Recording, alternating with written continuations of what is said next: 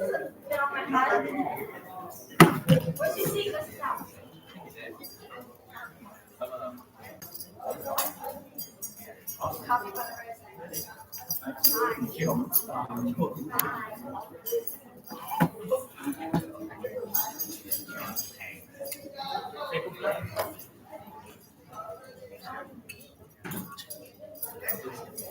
right, can everyone hear me?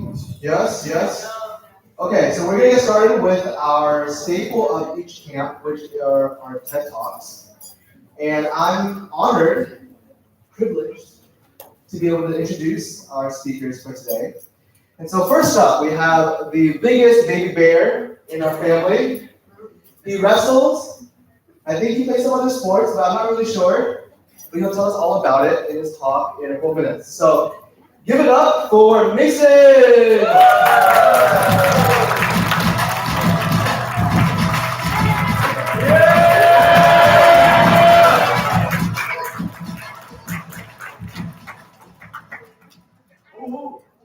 Hi guys, can you hear me? Hi Mason. My name is Mason, and my TED Talk is how to reach a goal. So first, let's go over the outline. Okay. So I based my TED Talk off of SMART goals, and each letter has a word. So it's specific, measurable, attainable, relevant, and time bound. Before I get into it, let me start with a short story. My freshman year, I decided to join the wrestling team. This is me and a couple of my teammates. When I started, I weighed in at 195, making me wrestle 215. And to be honest, I'm not really good at wrestling bigger kids. So my coach said I should wrestle a lower weight class. So I decided to go down to 175. And throughout wrestling, I made many goals and sub-goals, and I had to cut down to 175. And many of my goals were eating less and doing more cardio.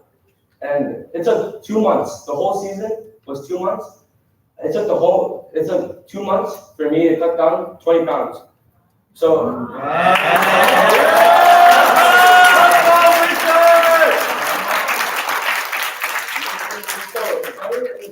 early December, I weighed 195, but then in late February, I cut down 20 pounds, and I weighed 173.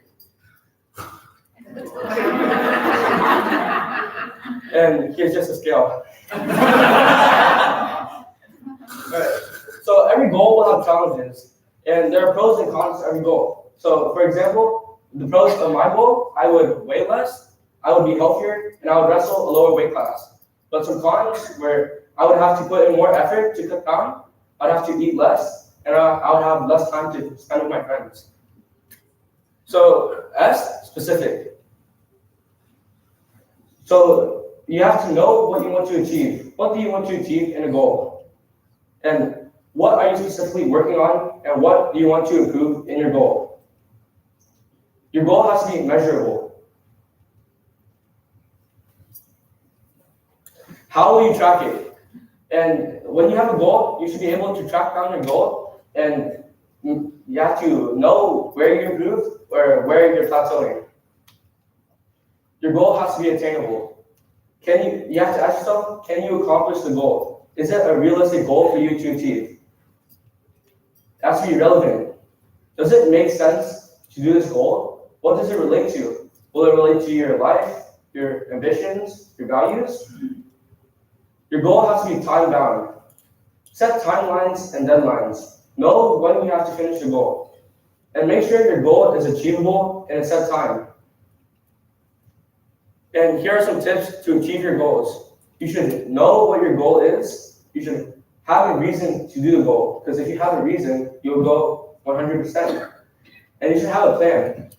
If you have a plan, you'll know what you want to do and have to do. You should take the first step. The first step is always the hardest step because you have to go. It's hard to start a goal without having a reason or wanting to do the goal. And you should keep track of your goal. If you keep track of your goal, you'll know what you're improving on and what you need to work on. what will goals do for you? You will be more organized. When you have a goal, you will set deadlines and timelines and know when you have to achieve your goal. You will have more motivation. You'll be motivated. If you plan your goal, you'll be motivated to do your goal. And you have a better time management. If you set timelines and deadlines, you will know what you have to fix and when you have to do things. You have a sense of accomplishment. When you accomplish a goal, you'll know what you achieved and you will feel accomplished. And here's me before and after. I had a goal and I did that goal.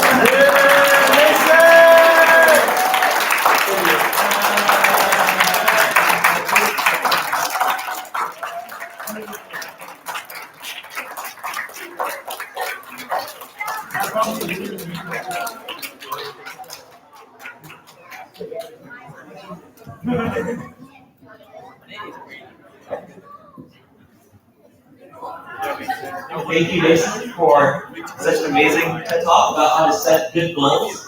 I might need to take some tips from you on how to lose 20 pounds in 2 months. But now I'd like to go ahead and introduce our next speaker. Our next speaker is going to be Joanne.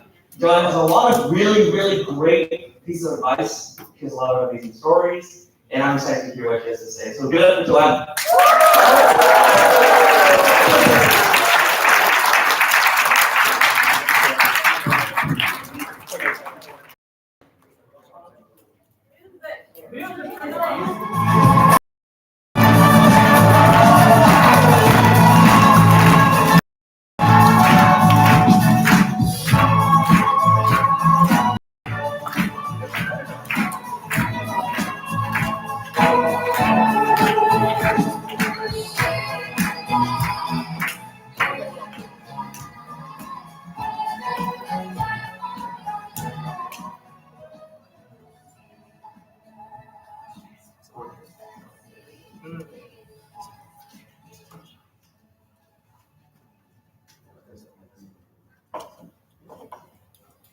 Wait, give us a second. It's supposed to be black and white. Okay. Okay. Right there.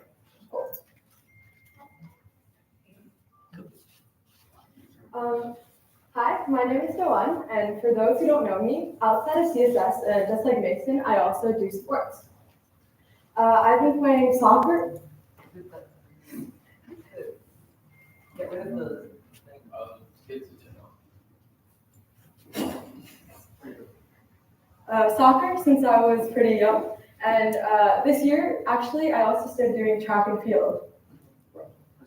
Oh, okay. Sorry, track and field. That's like a really low quality image. It's literally a screenshot from a video, so sorry about that. But anyway, why do I like sports?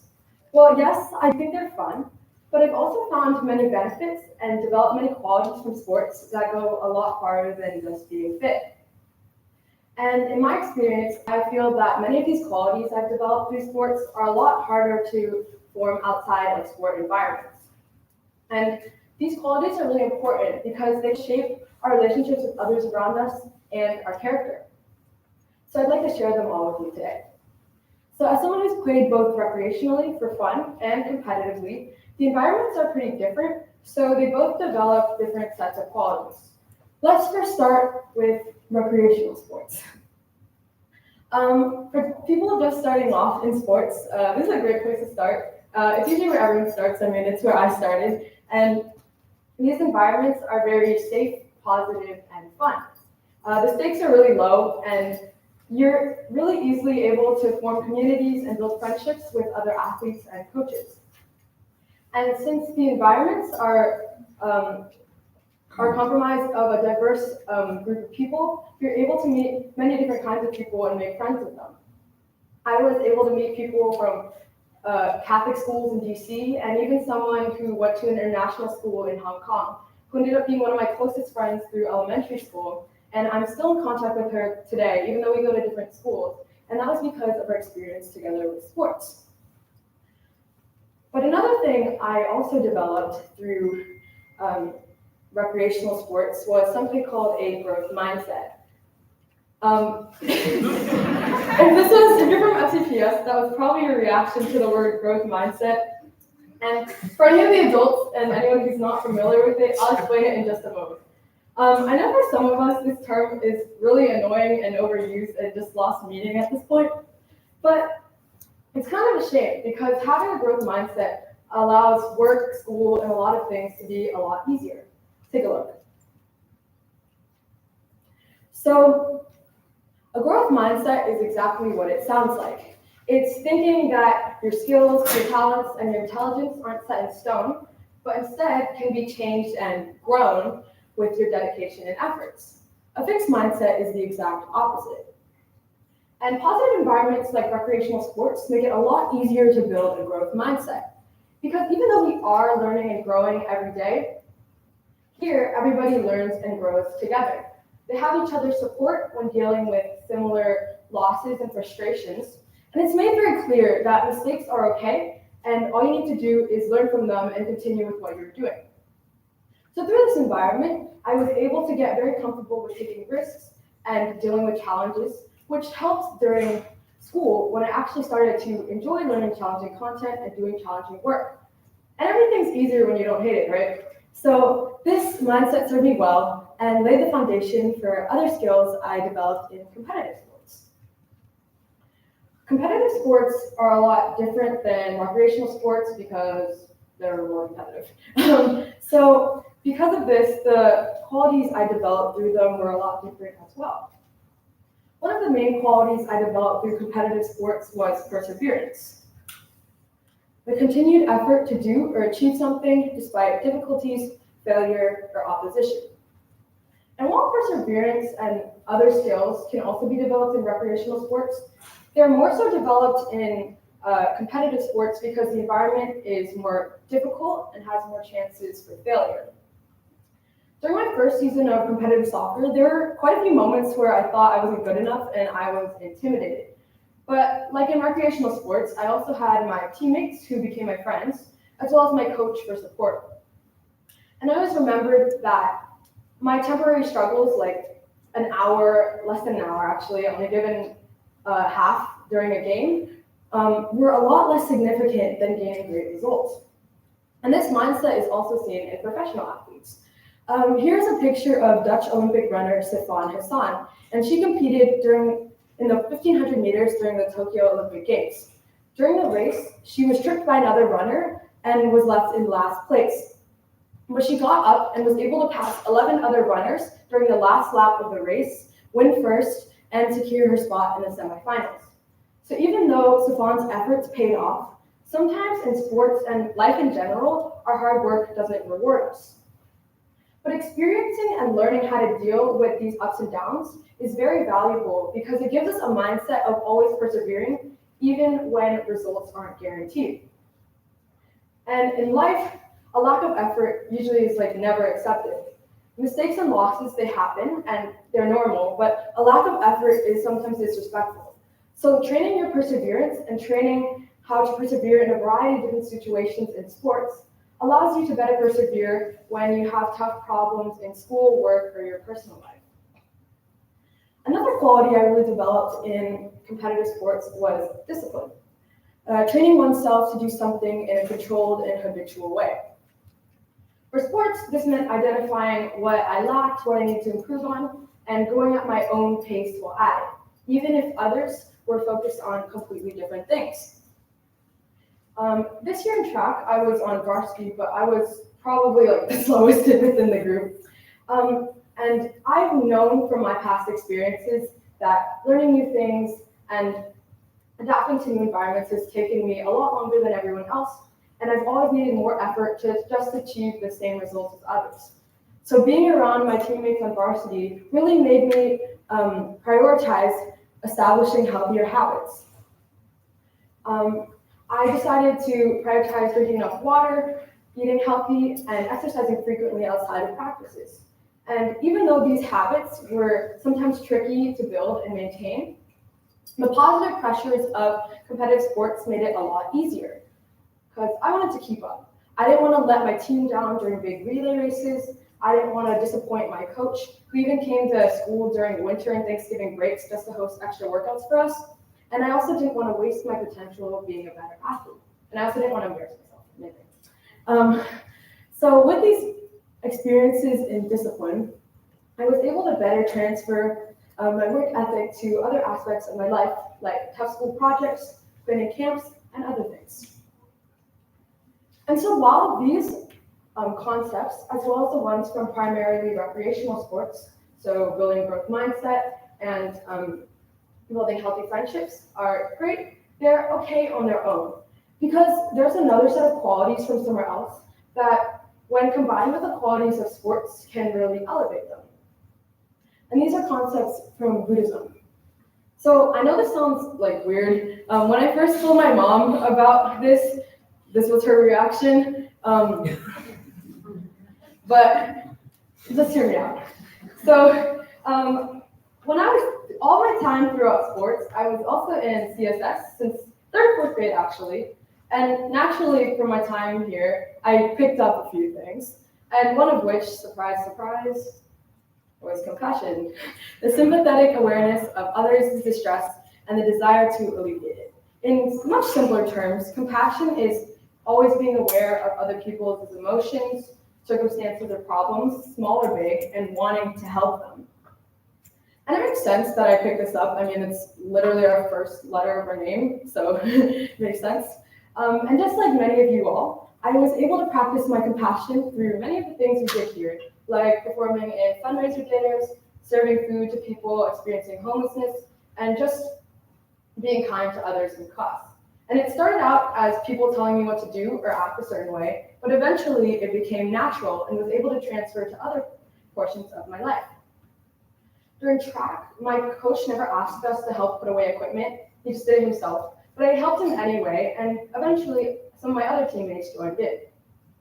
Outside of sports, this took the forms of helping a random classmate with an essay he'd been struggling on, helping a friend with a tricky math problem, or just washing extra dishes at family parties. Compassion is a very key thing to building positive environments and being a great person, and it just needs practice over time. Another quality I really developed through Buddhism was being calm. We usually think of being calm as being relaxed, level, and grounded, and we practice it here through meditation, CK10, and just the way we carry ourselves. But calmness in sports is a little different because it's about being mentally composed enough and emotionally stable enough to deal with higher pressure situations. In soccer, for example, that's a pretty fast game and a pretty high pressure game overall. So if I receive the ball and I completely panic, then my team's probably going to lose the ball. But if I receive the ball and take a moment to scan my options and make a good decision, like passing it to another teammate or changing direction, then we're probably not going to lose the ball. Being calm doesn't necessarily mean being slow, but it just means taking enough time to do things well and thoroughly. And practicing calmness on the field really helps you when you have to deal with other high pressure situations outside of sports. Like for me, that was big music contests, science Olympiad competitions, and just big tests. And finally, the last concept I got from Buddhism was fearlessness. And you might be thinking, isn't that a sports quality? Well, yeah, it's found in sports, but in a little different way. In sports, fearlessness is more about having enough confidence and bravery to deal with your fears or your problems or whatever you're facing. But in Buddhism, it's a bit different. First though, can anyone tell me what this is? Whoa. Sorry, I was having some Dharma here. Anyone? Okay, I'll just tell you what I know. This is the seed syllable da, which means also fearlessness. But this fearlessness is different as in it's about being fearless enough to recognize something called impermanence. And this is the fact that nothing lasts forever, or nothing is permanent. And material things like your clothes, gadgets, as well as appearances, your reputations, and the presence of some people around you are all permanent because they're all subject to change and they'll never last forever. And you can apply recognizing impermanence to sports. So after my first season of competitive soccer, I realized the impermanence of my team because my team makes cuts for new players every year, holds tryouts for new players every year. So you're not guaranteed that you'll have the same roster each season. So by recognizing this, I took more value in every tournament, game, practice that we had, and that motivated me to work harder outside of practice so I could make more use of the limited time we had together and really cherish the moments that my team shared. And the same can be said about life in general. If we recognize the impermanence in our lives, then we're able to higher prioritize the things that really matter to us, like our loved ones, our passions, and our hobbies. So when we combine the qualities from sports,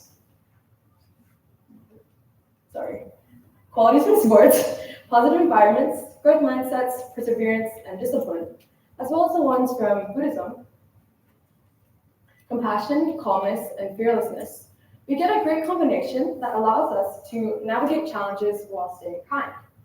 And in today's world where it's very competitive, but sometimes kindness is undervalued, having both sets of qualities is very important as it allows us to do great things while being great people.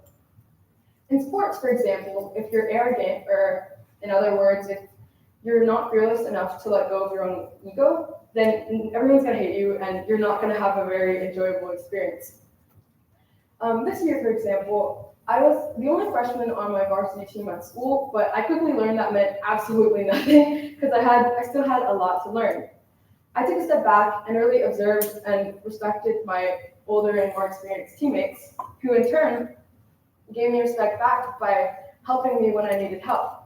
When I didn't know how to do a certain exercise, they would help me. When I didn't know where to stand to start a race, they would help me. And when I didn't know how to use a certain piece of equipment, they would help me. And while my teammates had every right to be pretty arrogant, they were always humble and they were always with humility.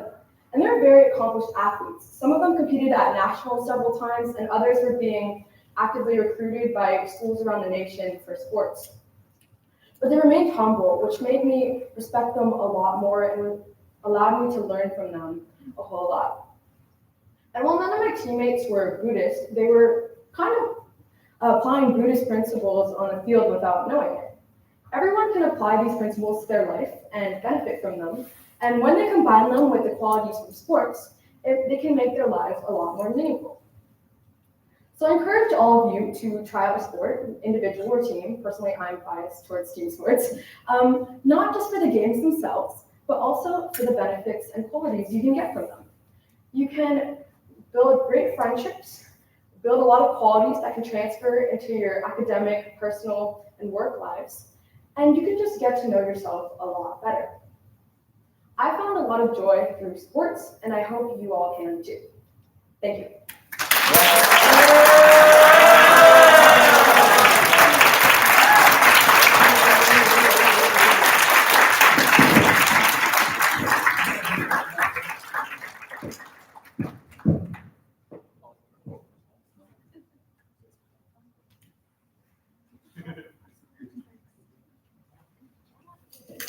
Thank you so much, Joanne. Really, really great talk about the benefits of different sports and how it ties into Buddhism. I was kind of also surprised to see the Cecil out there, which we'll all know by the end of today. So nice little preview there. All right, so we have our next talk. It's about the kind of subtleties, the lessons you can learn from being in high school. Either you're in high school right now or you are going to high school very, very soon. I think that from previewing this talk by Kayleen and Ashley, there's a lot of stuff in here that we can all learn from, even if you're way past high school like I am. As well as just for some people who are about to go into high school. I know that since we have some of our younger members over here, this might apply to middle school too. So let's give it up for Kayleen and Ashley.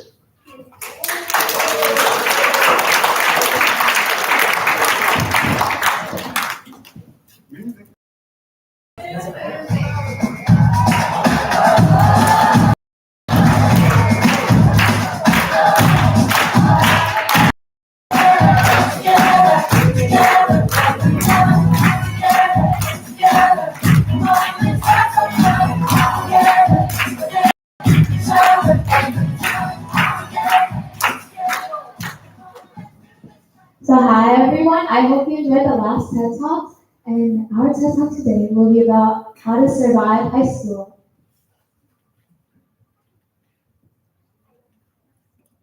So my name is Kayleen, and next year I'm going to be a first year at the University of Virginia, and my fun fact is that I don't like drinking chocolate milk. For all of you who don't know me, my name is Ashley. This year I'm a senior at Woodson, and my fun fact is that I've never had a peanut butter jelly sandwich. Okay, so for our presentation, we'll be separating the advice into the different grades. So we'll start off with our freshmen and sophomores, which are 9th and 10th grade, and then our juniors and seniors, which are 11th and 12th grade. So first, we'll start off with some serious advice. Now, our first piece of advice is to find support from the people that you trust. Now, this can be your friend, your parent, or even anyone in our CSS family here. We're all here to help you with your individual struggles and to deal with things that might stress you out and your mental health. Now, these things can be or mean different things to each of us because we have our own experiences. But what we suggest is that you talk it out with somebody. When you bottle up your feelings, this can cause you to feel a lot more pressure to deal with your challenges on your own. Remember that you're not alone and you can always find someone to help you. Our next piece of advice is to focus on quality over quantity when it comes to friendships. So something you guys should keep in mind is that popularity doesn't matter, because at the end of the day, it doesn't matter how many friends you have, but the way your friends treated you. And also it's important to keep in mind to not change yourself just to fit into a certain friend group or a clique. And you should just be your authentic self, and eventually you'll find your friends that are right for you. And here are some pictures of me and Ashley with our friends. Okay, next, we're going to talk about balance. So a lot of us are juggling different activities in our school life, and our home life, and maybe even a work life if you have a job. But with all this pressure and stress, especially academic pressure, to be such a great student, such as having straight A's 100% of the time, always scoring perfectly on your tests, having a list of crazy extracurriculars, all of this pressure can build up and quickly lead you to burnout. Now, burnout is basically a state of exhaustion. When you reach your limits and you continue to push yourself, you'll crash. Burnout makes it really difficult to do even simple tasks, like maybe even get up in the morning, or to just reach for a book, or do your homework. Now, to avoid this, we suggest that you prioritize your things. So, you may have two things that you're worried about. Maybe a test, and maybe you wanted to play a game with your friend. But when you prioritize your things, like if you want to study first when you get home from school, and then when you're finished, you play your games, you'll have more time to finish your work and then play later. So this helps because when you take breaks, you can refresh and then put your best effort forth every time. Just remember to be kind to your body and mind. Our last piece of serious advice is that bad grades can help you more than you think. So some of you guys might think a bad grade is like an A- because you have really high standards, but others might think it's an F. But no matter what a bad grade can be, you can always bounce back by taking steps such as reviewing missed questions on a test, removing distractions from your study space, and getting help from teachers or a tutor. And this can help you learn and grow and get better grades in the future. And actually, I have a personal story. So last year, I took AP Physics C, which was a very bad idea, because if you guys don't know, physics is a very hard class, so I always get really bad grades on my tests. And my mom knows especially, because I always complain to her about how bad our labs are, or how bad the class is. But eventually, I got help from some of my friends and even my teacher, and eventually I was able to pass the AP exam.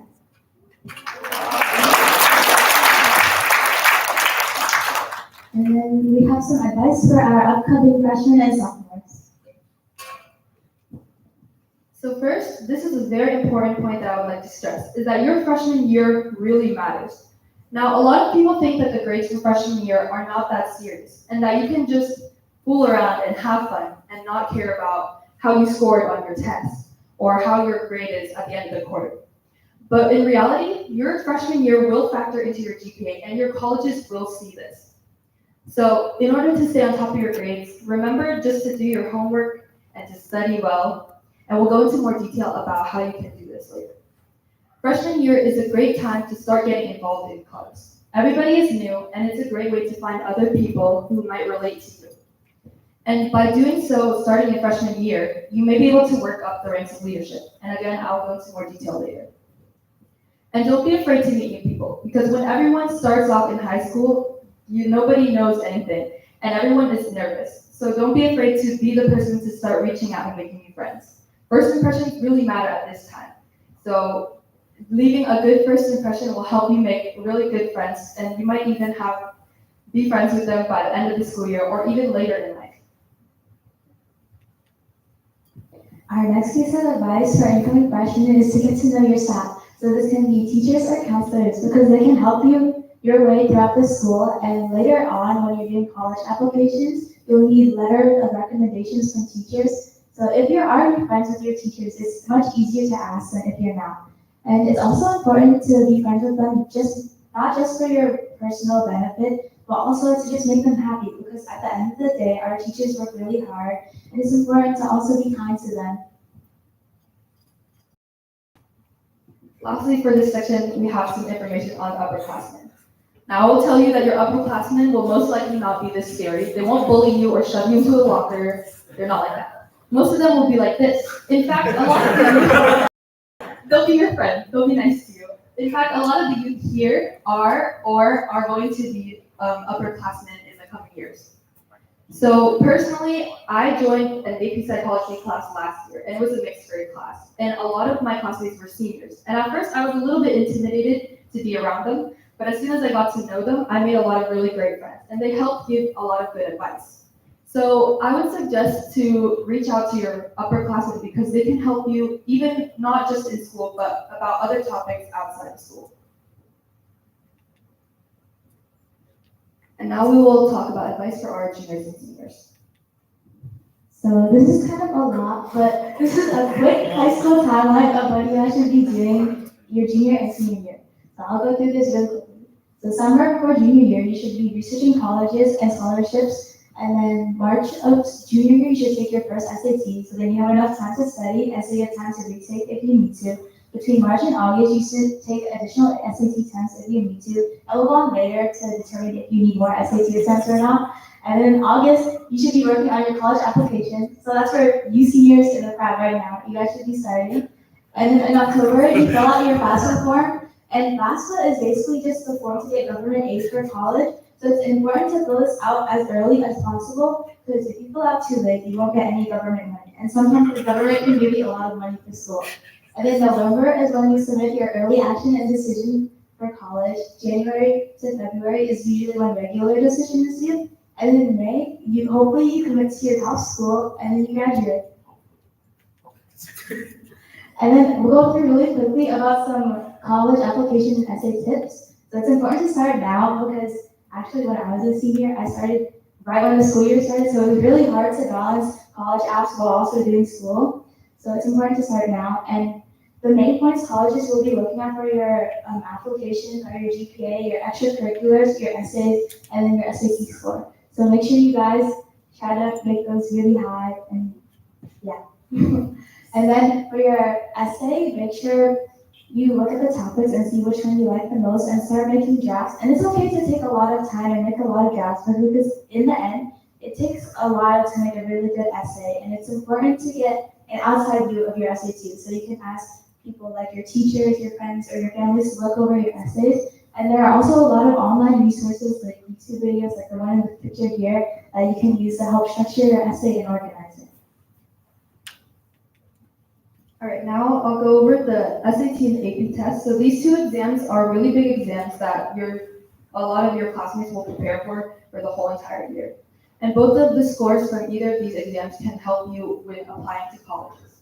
So for your SAT, if you don't know, a lot of schools now are SAT optional. But if you send in a really high SAT score along with a great application, you may be more likely to be accepted into the college.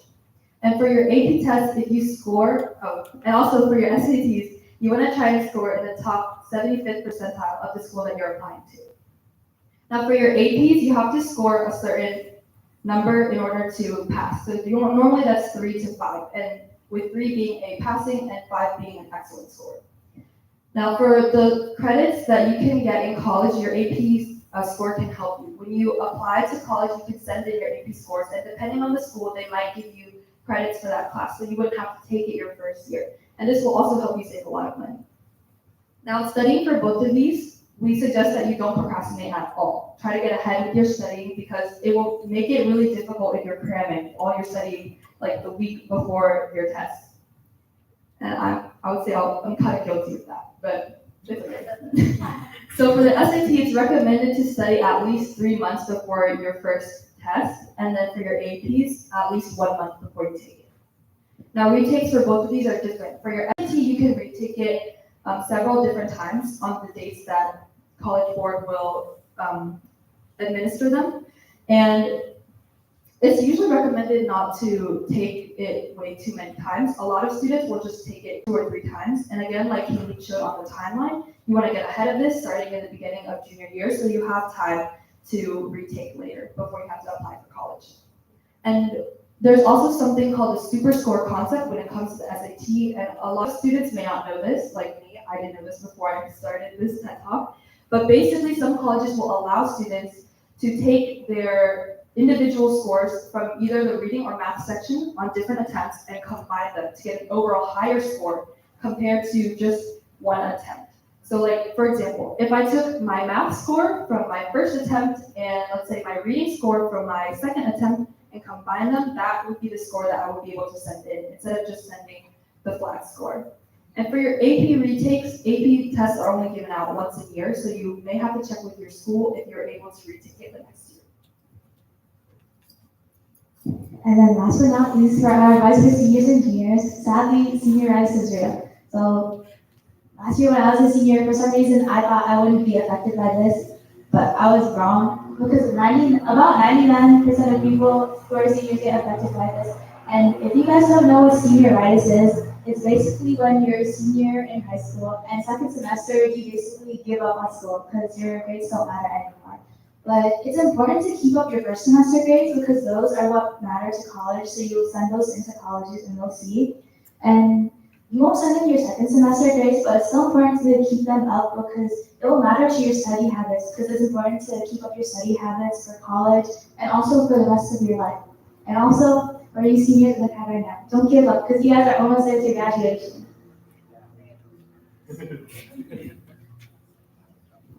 And then now we'll get into some general advice, and this can also be applied to incoming middle schoolers. Okay, first this is a little silly, but we'll start with some hallway advice. Now, in high school, I'm sure if you're already there, or maybe in your middle school, you'll know it's really chaotic in the hallway. But to help this, you can go with the flow and follow the different sides depending on where you want it to go. And remember to walk and talk. You won't want to be like that one group of kids that just stands there blocking the middle of the hallway in a big circle and they just won't move, even if you're just saying excuse me. And it makes it really difficult to get to class. So you want to avoid doing that. And also you can plan your routes to class before school starts when you get your schedules, and you can try them out during orientation so that you won't be late to class. And for some etiquette tips, in the hallway, personal space is not a thing anymore. You don't have your little bubble that we'll have, like, for example, as we're sitting here right now. But you can still be mindful and considerate of your space and other people. There will always be students running or shoving each other in the hallway. But just try to keep your hands to yourself, like we learned in kindergarten, and just make your way to class. Safely. Our next piece of general advice is to make sure you manage your time wisely. So you can use things such as Notion, Google Calendar, or even a physical agenda. And it's important to organize your due dates and stuff because you don't want to miss when your homework is due or be surprised when you go to school and like you sit down and there's a surprise test. So it's important to write down everything in an agenda or in Google Calendar. Okay, now I'll go into a little bit more detail about extracurricular activities, otherwise known as after-school activities. So these can be clubs or sports, and it's a great way to explore your interest in high school, especially if you can't use your classes to experiment with your interests. It's a great way to also make new friends, make fun memories, and even learn new things. So what I would suggest is to go to different clubs' interest meetings, which are normally held at the beginning of the year. By doing this, you can find out new things that you like that you may not even have considered in the first place. For example, I took a chance and joined my school's hip hop and K-pop dance club. I just thought that they danced really well at our pep rallies, and I just thought, hey, I have something in common. I like K-pop and I like to dance for fun. It might be a fun chance to join and meet the kids there. And at first, the club was really small, but just like other students, I decided to join because we didn't want our pep rallies to be so boring, because this was the only interesting event, the dances. So I joined, and I really enjoyed dancing in front of large crowds, which I had trouble with at first. But as you can see in this picture, this was our international night. I'm right here. I had a lot of fun, and I really enjoyed being with my clubmates. And I also made really close friends in that club. Now, if you don't find a club that you like, you can always start one. A lot of schools will allow students to get together in a small group and find a sponsor to create your own club. For example, in this picture, we have the Vietnamese Student Association at Chantilly High School, which was founded by Kayleen and her friends. This is a great leadership opportunity, and it will also look great on college applications. And again, you can make really great friends through this way because you all have something in common. Next is to always exercise the golden rule. So I'm sure most of you guys know what it is, but if you don't know, it's basically to treat others the way you want to be treated. So if you guys see this picture, I assume most of you guys don't want to be the kid getting punched right now. So you guys need to make sure not to be the bully. And also, it's important to be nice to everyone because you don't know what people are going through. Okay, now sleep. I know we've been struggling with getting some sleep, even on our first night of camp. But it's really important to get sleep, again, to be kind to your body and to your mind because we all need rest in order to function.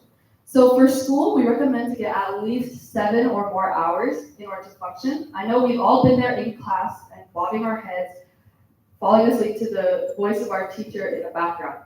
And sometimes this is unavoidable, especially if you have a really boring class. But if we sleep the night before and get enough sleep, we can try to stay more awake throughout the day and get more energy. Now, to do this, we can avoid staying up late either on purpose or due to bad time management. Now, like Kayleen said earlier, there are a lot of ways to manage your time efficiently so that you won't have to worry about working late, long hours to finish a project or to study for a test. This includes staying up late on purpose. So again, a lot of us like to stay up late for fun, sometimes playing games or reading or watching YouTube or whatever it is. But just remember how you might feel in the morning. And you can save this for the weekends. And by getting enough sleep, you won't have to be that one kid who has to buy an iced coffee to get to class every morning and then shake the cup when you're walking through the hallway. Next is to always tap light. But before I get into the advice, we have a posture check. So everyone, make sure you're all sitting straight. Because right now, most of you guys look like the shrimp right here. Okay, so one piece of advice I have for incoming freshmen is to not bring a binder to every single class. Because that's what I did freshman year, but my back always hurt. So what I recommend is to bring one folder for A days and one folder for B days. And then you can have binders at home. So when you have papers, you can just organize them at home and you won't have to bring as much stuff to school. And another piece of advice is to only bring your textbook to class when the teacher tells you to. Because sometimes, like in class, I see people, like my classmates, they bring our like giant calculus textbooks to class every single day. And like, I don't know how their backs are so straight because those books are really heavy, so make sure you save your back and only bring your textbooks when you need to. All right, now for experience. Some of our youth may recognize these pictures here, but basically we just want to say that it's kind of like an expectations versus reality with fiction and real life. Everything is exaggerated. You will likely not have any of the experiences that you see in fiction in real life. But with that being said, your high school experience is what you make of it. You don't have to make it boring. Go out and try new things and make fun memories and learn things, but make sure that you have a good time.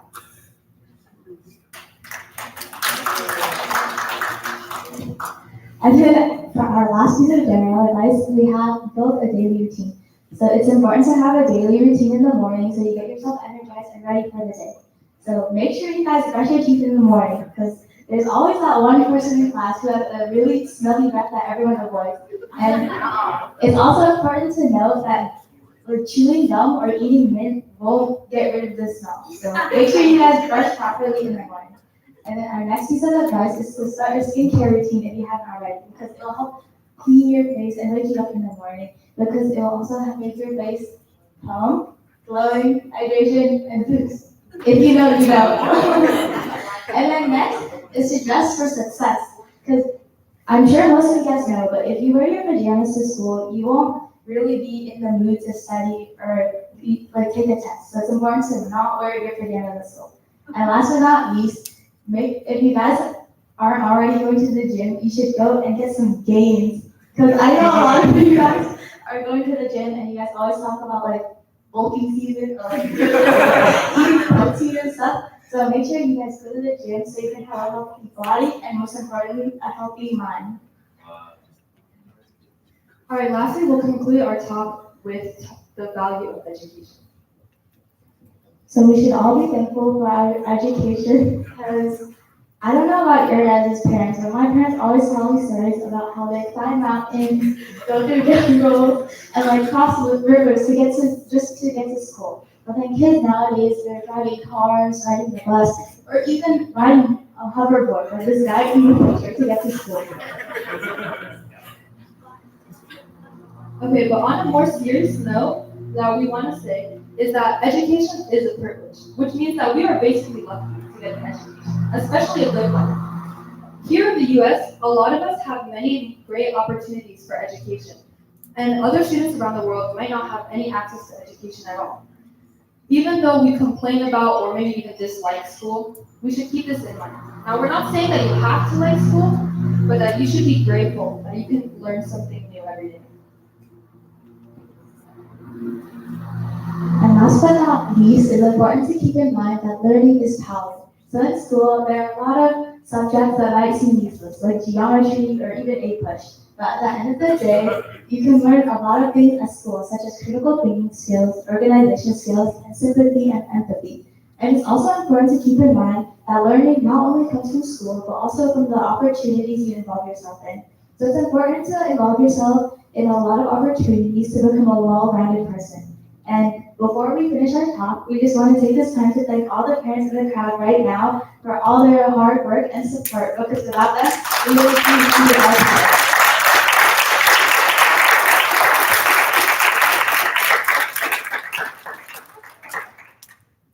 So that's all for our TED Talk today. We hope you were able to learn something. Thanks for listening.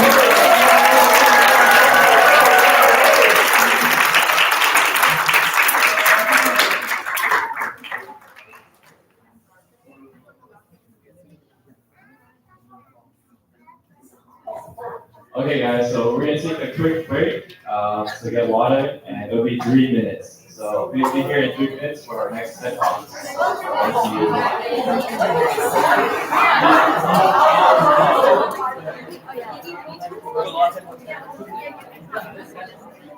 Good job, guys. Good job, good job, good job.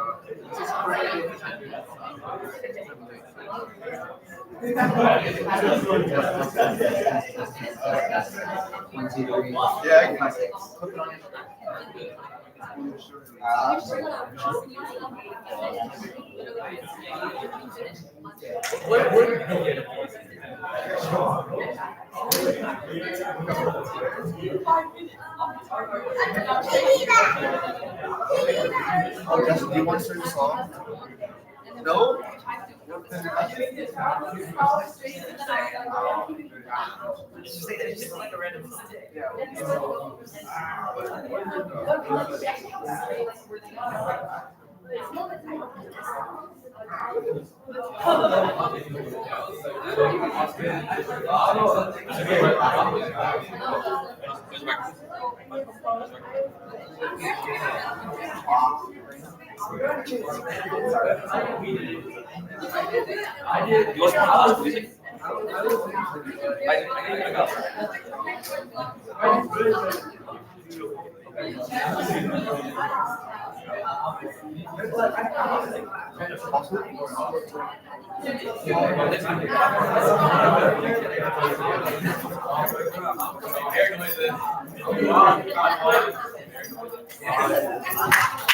Alright, so we're gonna start very soon, so please get to your seats, and get ready for the next. I promise.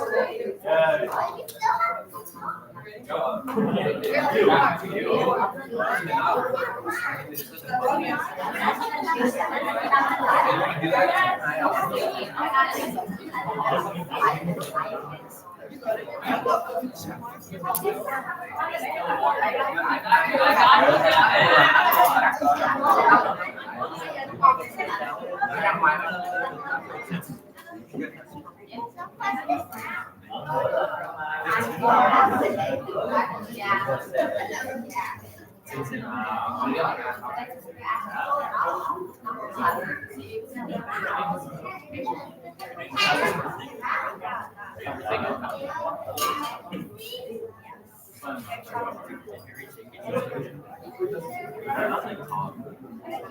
Is George kind of good on cross?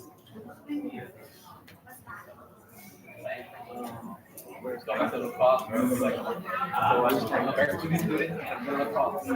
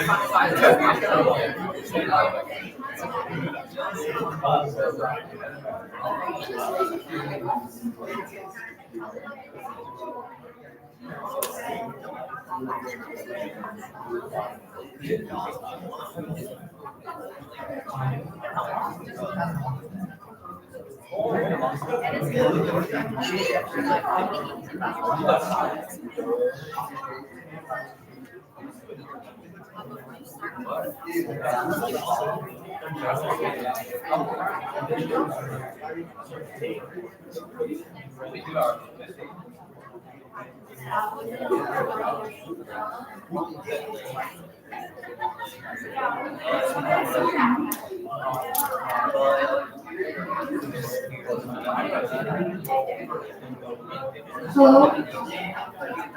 Guys, we're about to get started soon. If you're in the hallway, could you please come take a seat? Okay, anyone outside, please come in.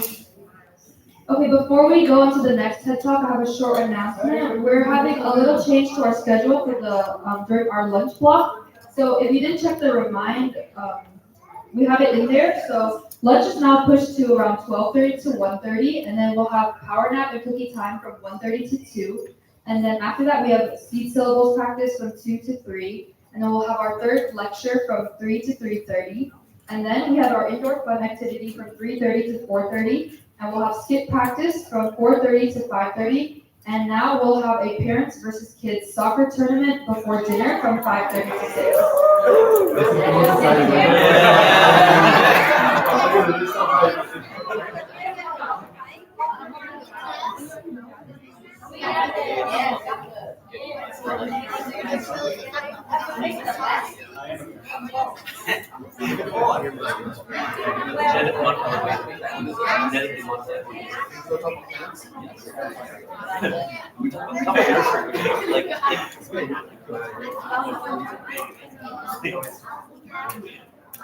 Alrighty, so we are going to get started, and I have another distinct privilege and honor of introducing our next speaker.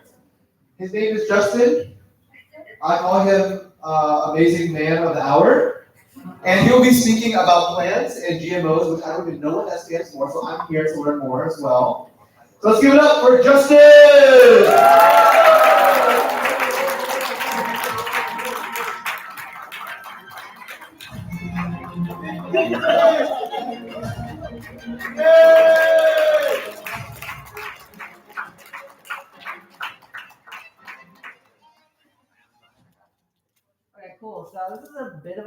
clickbaity title because like you can't really solve like world hunger with like one solution.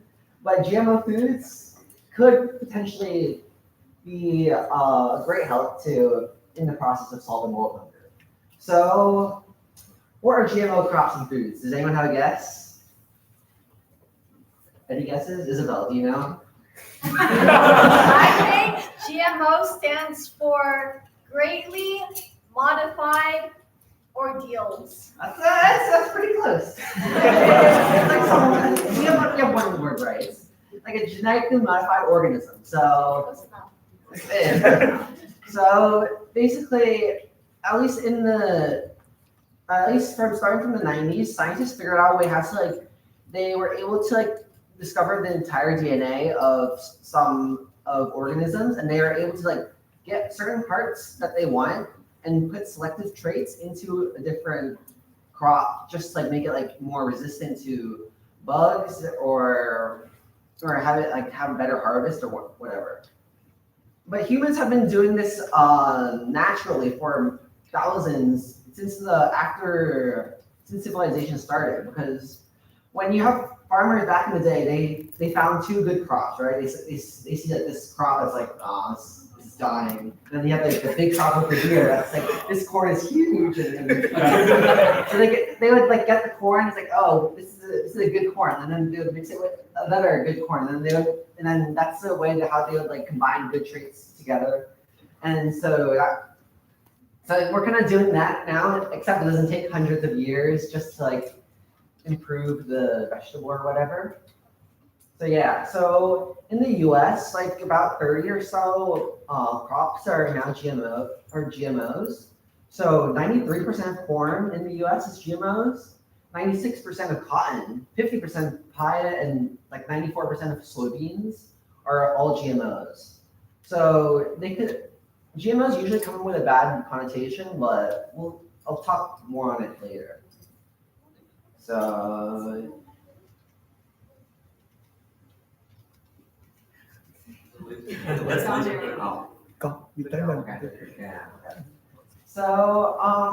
So we can use GMOs to combat like hunger and malnutrition within like poor regions of the world, like in sub-Saharan Africa or like in like South Asia or in Southeast Asia.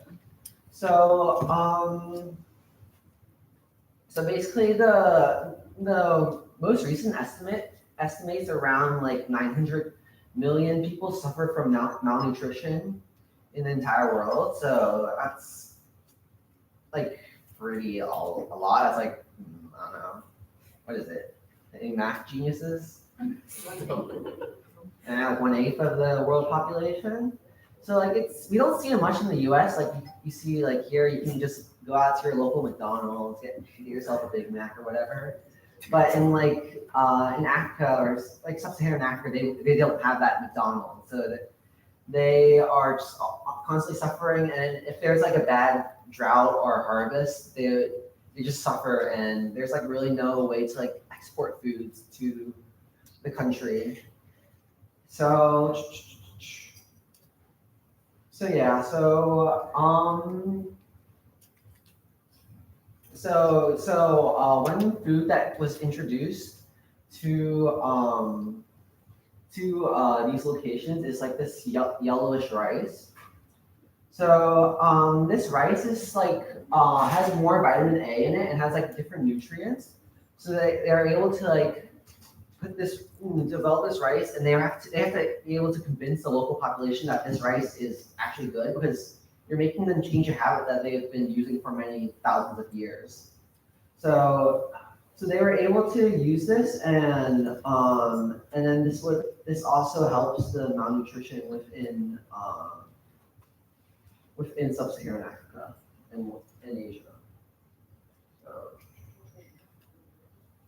So another GMO crop is BT cotton. So it's not really a food, but it's how GMOs can affect like our clothing, and how it has lessened the cost of clothing, and how it's more accessible and easily manufactured. So they've been in India in the past 2 decades. They've been using GMO crops to like what is it? To get rid of pesticides, because like in BT cotton in India has reduced chemical insecticide by 37%, increased crop yields by 22%, and it increased farmer profits by 68%. So like in the areas like in Vietnam back in the day, like you'd be lucky to get a new pair of like clothes or whatever. Like I assume many of the parents know about that. So with the BT cotton, we're able to like lower the cost of clothes while also increasing the profits and just increasing the number that we're able to get. So one big example of a GMO crop is BT eggplant. BT eggplant this is in Bangladesh, so that's like the country east of India. So Bangladesh has been historically a very poor region because they've suffered many famines. And then also the area has been in a lot of political turmoil with like Pakistan and India as well. So eggplants in Bangladesh, they suffer a huge problem with like all the insects. Like if you just grow your eggplants like regularly, all the insects would like just munch on the eggplants, and then that would like cause. Many times there have been like a bunch of droughts, and you just have like huge food shortages, and many people would starve and cause a lot of famine. So with BT eggplant introduced to Bangladesh, it was introduced in 2014, but however it has reduced pesticides by 61%, and it has increased profits by a lot. And it also has lowered chronic undernutrition from 55% from 1996 to 1997, and then all the way down to 36% currently today. So that's like a really big improvement in how we can help like poorer countries like have more accessible foods and just like have better nutrition. So there are many, however, this isn't really like all like happy, yay, GMO crops save the day. So there are many problems that are faced. So since at least before like in the 2010s, GMO crops have been very expensive because you'd have just like decoding the genome of like humans or plants or whatever, it costs like hundreds of millions of dollars at first.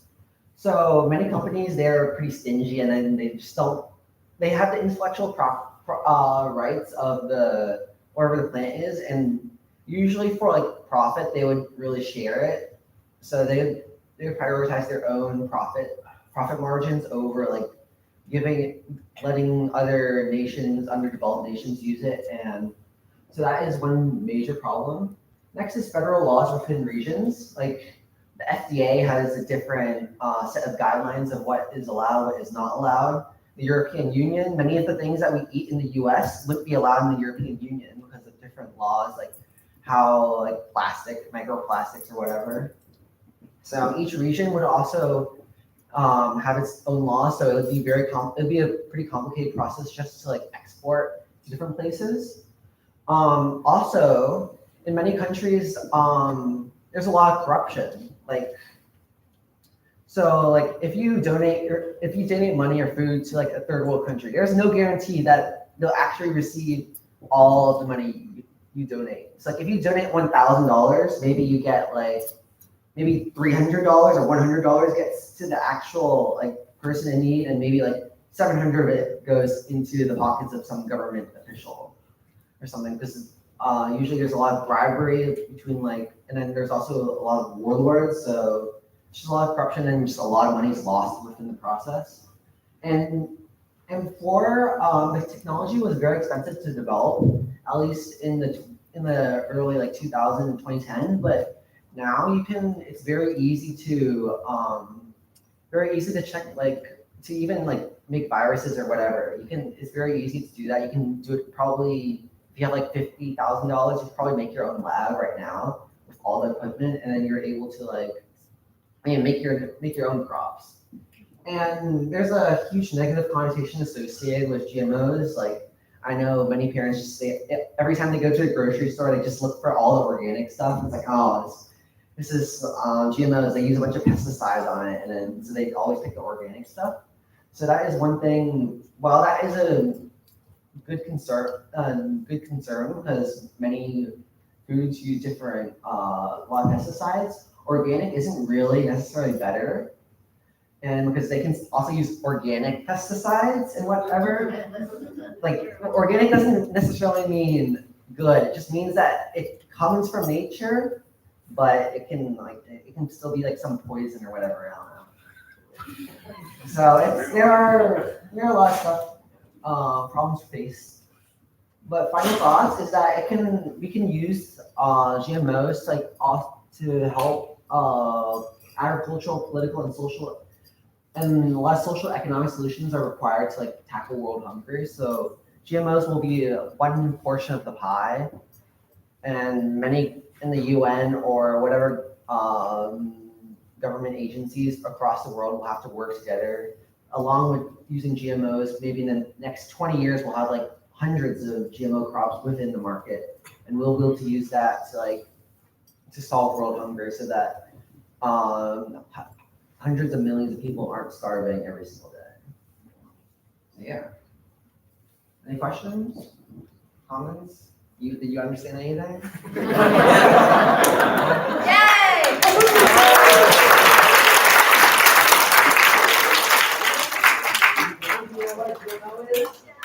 Yes, I do. Thank you for your informative presentation. Well done.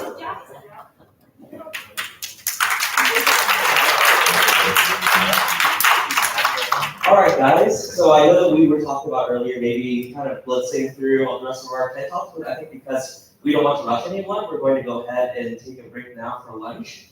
And after that, we'll come back after lunch and then do a couple more. I do want to say thank you to Justin. I think I've heard it all. I can finally say that I've gone to a CSS Youth Group where we talk about different types of topics about compassion and learning, but also learning how to solve world hunger. So CSS Youth has done everything, and we can tell it to everyone.